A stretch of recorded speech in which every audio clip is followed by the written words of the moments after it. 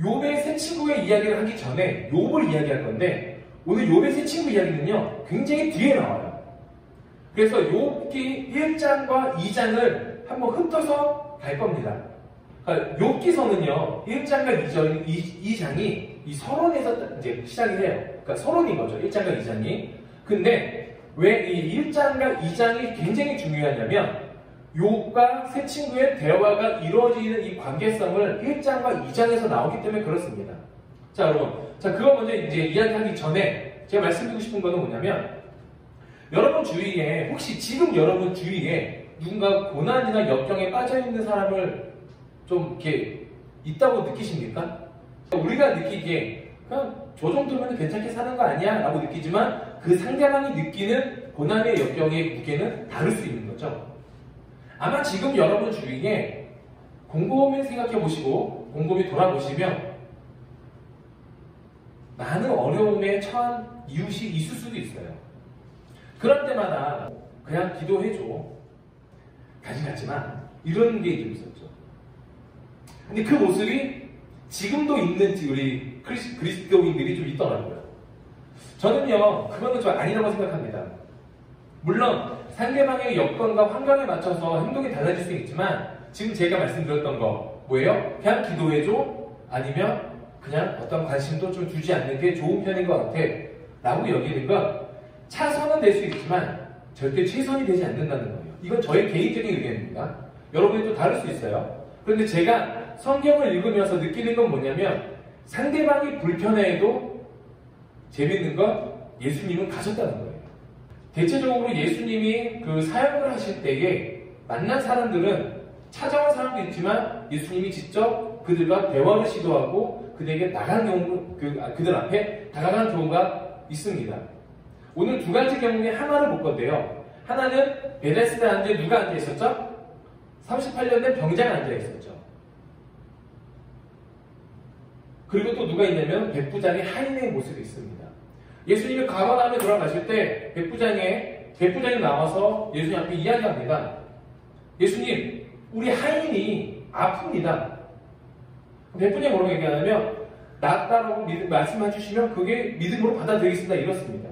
그 예수님이 어떤 대답을 하시냐? 예수께서 가버나움에 돌아가시니 한 백부장이 나와 간구하여 이르되 주여 내 하인이 중풍병으로 집에 누워 몹시 괴로워하나이다. 이르시되 내가 가서 고쳐주리라. 자, 예수님이 어떻게 하셨습니까? 가셨죠. 예수님은 누가 고난에 빠져있고 고통에 빠져있고 괴로워하면 그 자리에서 말씀으로도 치유하실 수 있고 위로하실 수도 있지만 가셨다는 거예요. 직접 그의 얼굴을 보고 그와 대화를 하며 그와 피부를 맞닿으며 그와 함께 그 자리에 계셨다는 거예요. 욥기서는요 이렇게 중풍병에 걸린 하인은 아니지만 더 큰 고난에 빠지는 욥을 볼 수가 있습니다. 자, 이런 고난에 빠지는 욥을 보기 전에 욥이 하나님 앞에 어떤 사람인지 우리가 한번 봐야 돼요. 우스 땅에 욥이라 불리는 사람이 있었는데 참 재밌습니다. 그 사람은 온전하고 전직하여 하나님을 경외하며 악에서 떠난 자더라. 자, 보십시오, 여러분. 욥이 어떤 사람이에요? 정직하고 하나님을 경외하며 심지어는 뭐예요? 악에서 떠난 자예요. 그러니까 하나님 보시기에 어때요? 죄와 멀어진 사람이라는 거죠. 그들이 차례대로 잔치를 끝내며 욥이 그들을 불러다가 성결하게 하되 아침에 일어나서 그들의 명수대로 번제를 드렸으니 이는 욥이 말하기를 혹시 내 아들들이 죄를 범하여 마음으로 하나님을 욕되게 하였을까 합니다. 욥의 행위가 항상 이러하였더라. 자, 뭐냐면 3절과 4절을 보면요 욥의 자녀들이 잔치를 하고 파티를 합니다. 근데 그 파티에는 뭐가 빠지지 않을까요? 술이 빠지지 않겠죠. 음란이 빠지지 않겠죠. 근데 파티를 하다 보면 뭔가 이렇게 좀 건전하게 노는 사람보다는 대부분 어떻습니까? 좀 물란하게 살기도 하죠. 좀 이렇게 파티를 보내기도 하죠. 그런데 욥은요 자신들의 자녀들이 혹시나 그렇게 하나님 앞에 죄를 범을까 봐 아들들, 그러니까 그들이 차례대로 잔치를 끝내면 그들을 불러다가 어떻게 합니까? 성결하게 만듭니다. 그의 자녀들도 하나님 앞에서 범죄하지 못하게 만들었다는 거예요. 욥이 얼마나 대단합니까? 양육은 이렇게 해야 되는 거예요, 여러분. 양육은 때리면서 말 들어, 성경 외워, 이게 아니고요. 혹시 모를 죄를 범했을까봐 번제로 하나님 앞에 제사를 드리는 거죠, 여러분. 그럼 번제도 대단한 거예요. 번제가 뭡니까? 다 각을 떼고요. 그 다 불태워서 제사 드리는 거예요. 그걸 또 어떻게? 명수대로. 대단한 거죠, 여러분. 그러니까 욥은 지금 어떤 사람이에요? 하나님을 향한 투철한 경외심도 가지고 있고, 하나님 앞에 그 믿음도 가지고 있고, 이 믿음이 흔들리지 않는 견고함도 가지고 있던 사람이에요. 그런데 참 웃긴 건 뭐냐면 이 와중에 시기하는 어떤 존재가 있죠. 누굽니까? 사단이죠. 사단이 욥을 시기합니다. 그리고 하나님과 대화를 이어가면서 이걸 뭐라 그러냐면요, 신학적으로 청산회의라고 해요. 하나님과 사단의 대화. 그러면서 이제 사단이 얘기합니다. 뭐라고 얘기하냐면, 하나님, 욥이 정말 대단한 사람이네요. 그런데 보십시오. 하나님이 욥에 어떤 축복을 하셨는지 보십시오.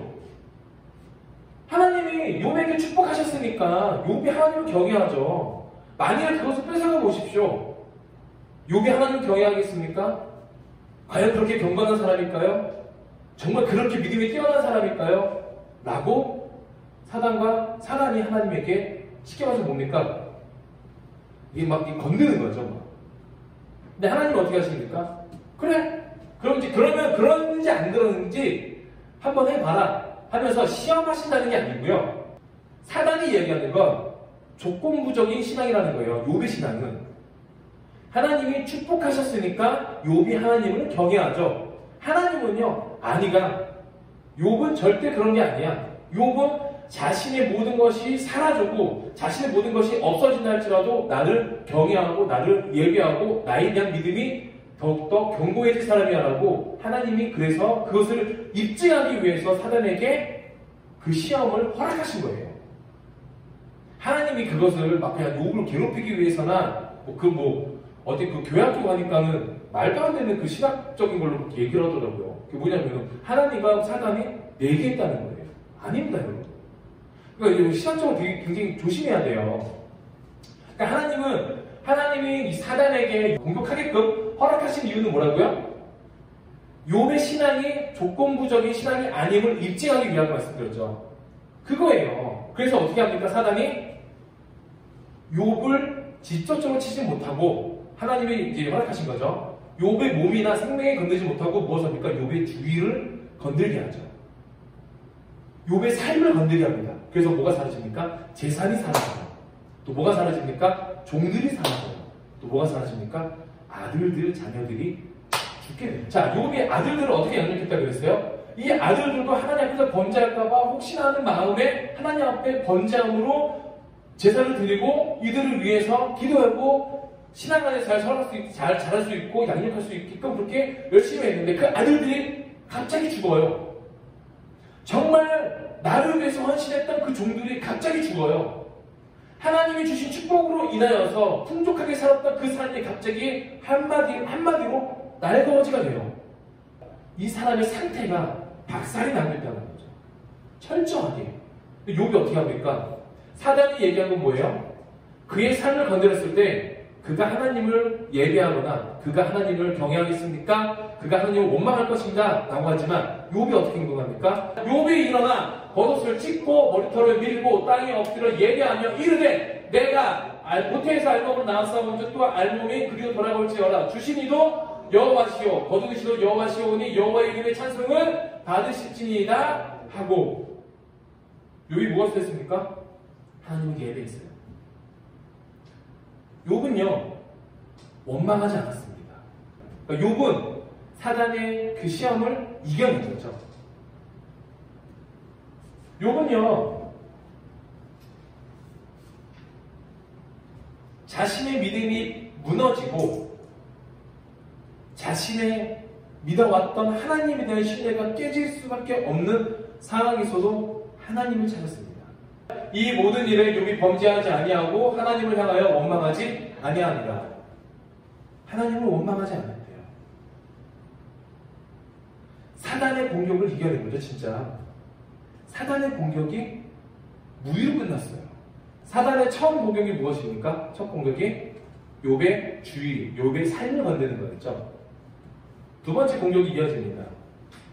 하나님에게 또다시 두 번째 천상회의가 이뤄집니다.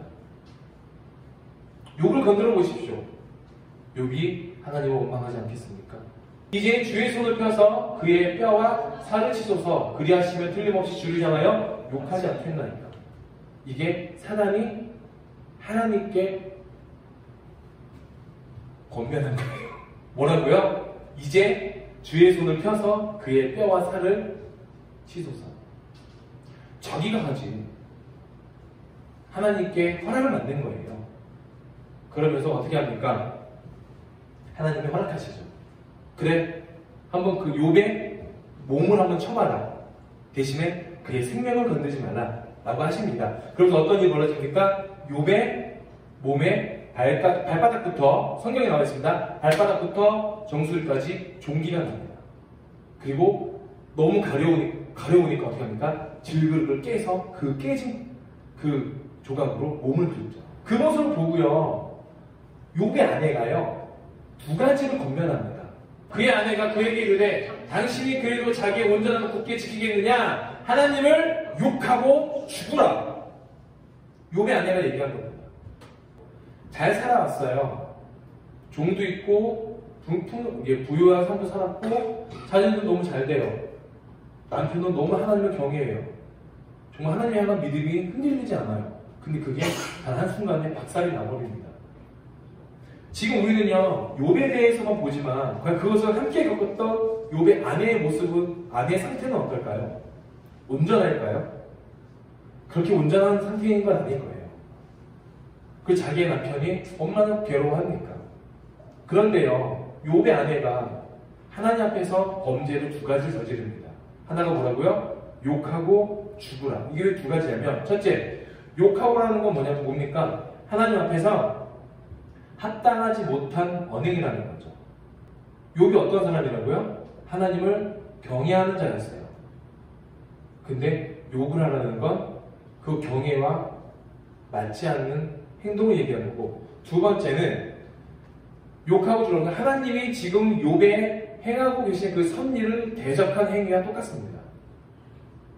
욕할 이유가 없어요. 욥이 뭐라고 고백했습니까? 1장 21절에 주신 자도 여호와시오 취하신 자도 여호와이십니다. 욥은요, 내가 축복 누린 것도 하나님의 은혜고 이거 거두신 것도 하나님의 일이다. 그러니까 모든 것 다 뭐예요? 모든 것은 하나님의 소유권이 있다. 그렇게 고백한 남편인데 그 남편에게 하나님을 대적하는 행위를 하라는 거죠. 그리고 그 하나님의 섭리를 거부하라는 거예요. 그리고 이 단어의 또 다른 건 뭐냐면 하나님을 향한 신앙을 버리겠다는 거죠. 욕하는 이유가 뭘까요? 욕하는 이유는 간단합니다. 마음에 들지 않으면 그래요. 그러니까 습관적으로 욕을 하는 사람도 있지만 대부분의 욕을 하는 관계는요, 좋은 관계가 아니죠. 두 번째가 뭡니까? 죽으라예요. 절대 우리 입에서 나와야 되는 건 뭐냐면 상대방에게 죽어라는 거예요. 하나님의 가장 싫어하는 게 뭔지 아십니까? 생명을 쉽게 여기는. 우리를 위해서 예수님이 이 땅에 오신 뭐예요? 우리에게 무엇을 주시기 위해서? 생명을 주기 위해서 오셨잖아요. 그런데 우리가 그 생명을 버리라고 해요. 누군가에게. 쉽게 이런 얘기해요. 너 내가 나가면 죽어. 너 만나면 죽어. 그런 얘기 하지 마십시오. 굉장히 상대방에게, 여러분 스스로에게 은혜롭거나 덕이 되지 않는 단어들입니다. 욥의 아내는요, 이 죽으라는 단어로 두 가지를 죄를 또 범했습니다. 첫째, 자살을 권유했죠. 자살은 죄입니다, 여러분. 죄예요. 물론 자살한 사람이 천국 가느냐 아니냐는 모르지만 죄라고 저는 보는 이유는 뭐냐면 하나님이 가장 귀하게 여기는 생명을 경히 여겼기 때문에 저는 그렇게 생각합니다. 두 번째는 생명을 경히 여겼다는 거죠. 사단이 첫 번째 첫 번째 욥의 삶을 치는데 욥이 원망하지 않습니다. 두 번째, 이것 봐라 하면서 하나님께 허락을 받고 욥의 몸을 칩니다. 욥이 어떻게 할까요? 이르되 그대의 말이 한 어리석은 여자의 말 같도다. 우리가 하나님께 복을 받았은지 화도받지 아니하겠느냐 하고 이 모든 일에 욥이 입술로 범죄하지 아니하니라. 또다시 원망하지 않습니다. 어려움은요, 우리가 어떻게 받았냐에 따라서 그게 어려움일 수도 있지만 이겨낼 수 있는 장애물이 될 수도 있어요. 여러분 삶 가운데 어려움이 있을 수 있죠. 누가 편하게 삽니까 요즘 시대에. 그런데 이 또한 지나가요. 여러분 넘어지면 좌절하지 마십시오. 욥도요 좌절하지 않았어요. 넘어지지 않았어요. 아니 좌절하고 넘어질지언정 하나님 앞에 원망하지 않았어요. 이게 얼마나 메시지인데요. 가장 자기를 위로해주고 자기가 겪고 있는 이 모든 일을 눈앞에 옆에서 바라봤다 가장 최측근 아내마저도 하나님을 욕하라고 죽으라고 하는데 욥은 그러지 않습니다. 욥은 오히려 믿음을 지키죠. 이게 조건 없는 믿음이에요. 하나님이 내게 어떻게 하셨기 때문에 내가 어떻게 믿겠다. 그게 아니죠. 욥의 모습은 우리가 배워야 될 게 뭐냐면 모든 삶의 중앙은 하나님께 있다는 거예요. 그리고 나서 이제 오늘의 인물이 나옵니다. 욥의 친구들이 나오죠. 욥의 소식이 다 들려요. 왜 들리냐면 우스 땅에서 가장 하나님을 경외하고 하나님 앞에서 정직한 사람이 누구라고 그랬어요? 욥이라고 했잖아요. 그러니까 아시죠? 부자가 망하면 소문이 다 나요. 그러니까 시간에서 공인인 거죠, 욥이. 이 우스 땅의 공인인데 이 어렵다는 소리를 이제 다 뻗어나가는 거죠. 야, 우스 땅에 욥이라는 사람이 있는데 갑자기 망하고 온몸에 종기가 나고 아이고 어떡하냐 하는데 욥의 친구들이 그 소식을 듣고 약속을 하고 위로하러 옵니다. 그런데 욥의 모습을 보고 엄청난 고통을 느끼죠. 그들은 멀리 보매 그가 욥인 줄 알기 어렵게 되었으므로 그들이 일제히 소리질러 울며 각각 자기의 겉옷을 찢고 하늘을 향하여 띠끝을 날려 자기 머리에 뿌리고 밤낮 7일 동안 그와 함께 땅에 앉았으나 욥의 고통이 심함을 보므로 그에게 한마디도 말하는 자가 없었더라. 여러분, 욥의 친구들이 뭐한다 그래요? 겉옷을 찢고 띠끝을 날리고 그러죠. 똑같이 이거는 어떤 의미입니까? 고통을 표현하는 거예요. 욥이 똑같이 했죠. 1장 21절에 하나님 예배할 때 어떻게 하면 겉옷을 찢고 머리털을 밀고 했다 그래요. 그게 뭐냐면은 그때 당시 시대상에서 가장 고통이 극한으로 있었을 때 그 고통을 표현하는 표현 방법이었어요. 그런데 욥의 친구들이 동일하게 이렇게 행동을 합니다. 왜? 내 친구 욥이 알아보기 어려울 정도로 종기가 나고 고통을 당하고 있는 거예요.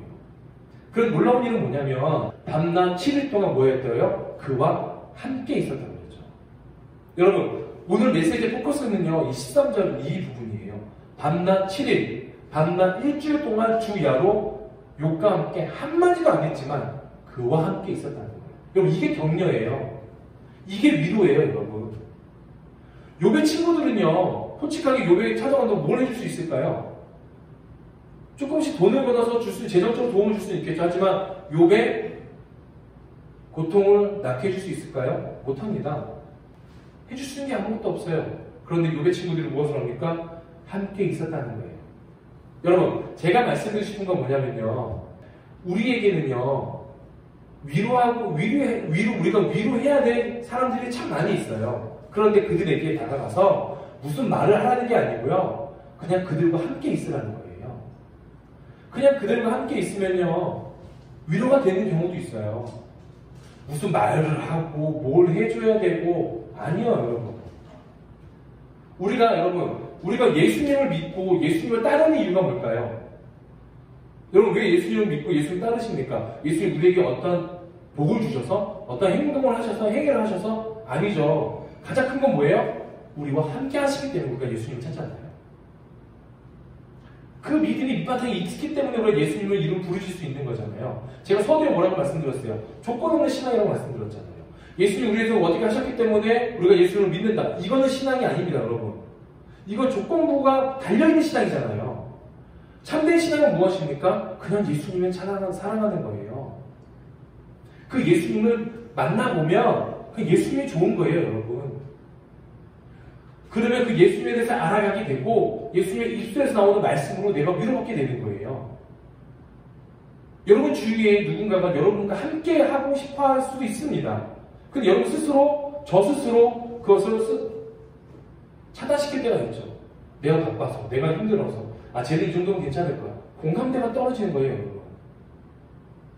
공감대 형성이 어떻게 이루어집니까? 만나셔야 돼요. 그와 함께 대화를 하셔야 돼요. 그와 함께 공유하셔야 돼요. 여러분, 누군가가 힘들어하고 있고 고난 가운데 있고 욕과 같은 정말 처절한 극한의 상황에 있는 사람이 있을 수도 있지만 반대로 우리가 보기에 야 그게 왜 힘들어? 라고 느끼는 사람도 있을 수 있어요. 하지만 그가 느끼기에는 욕과 같은 고통일 수도 있어요. 그럼 어떻게 될까요? 가십시오. 예수님이 어떻게 하셨어요? 백부장의 하인의 집으로 가셨잖아요. 그냥. 가서 고쳐주기라 가신 거예요, 여러분.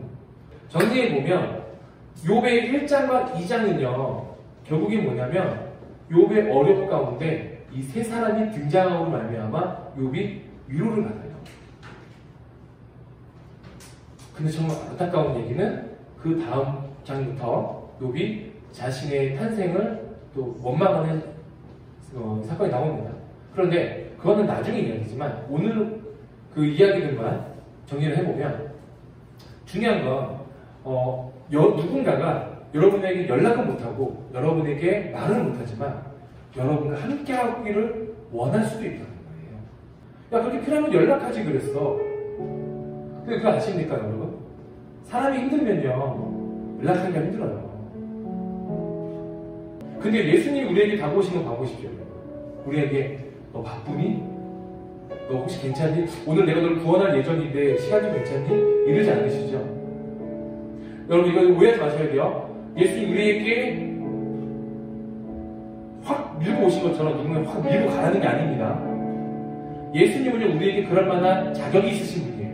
우리는 그분의 피조물이기 때문에. 하지만 이웃과 지체에게는 우리는 서로 동일한 입장이기 때문에 확 들어가서는 안 돼요. 어떻게 됩니까? 배려해야 되고 그에게 먼저 지금 어떠한 삶을 사는지를 물어보라는 거예요. 그가 지금 어떻게 살고 있는지. 기도하시고 선택하시고 행동하셔야 된다는 거. 어디까지 가야 됩니까? 기도로 시작해서 행동으로 갈까지 가야 된다는 거예요. 그런데 우리는 기도하고 끝내버리죠. 선택은 내가 원하는 선택을 할 때, 행동은 또 선택과 다른 행동을 하기도 하고 동일하게 흘러가야 된다는 거예요. 여러분 주위를 한번 둘러보십시오. 여러분에게 여러분의 목소리를 듣고 싶어하는 분이 계실 수 있어요. 그분에게 오늘 돌아가셔서 저녁이라도 그냥 오랜만에 몇 년 전에는 상관없어요. 오랜만에 여러분 우리 큰 거 바라지 않아요. 누군가가 여러분에게 100억? 뭐 1000만원? 아니고 비싼 음식? 그냥 여러분 카페 같은 데 가서 차 한잔 마시고 나눌 수 있잖아요. 그거 한 시간이면 돼요. 그가 위로받을 수 있고요. 더 놀라운 사실 뭔지 아십니까? 여러분도 위로받을 수 있다는 거예요. 위로는 주고받는 겁니다. 잠시 기다리겠습니다.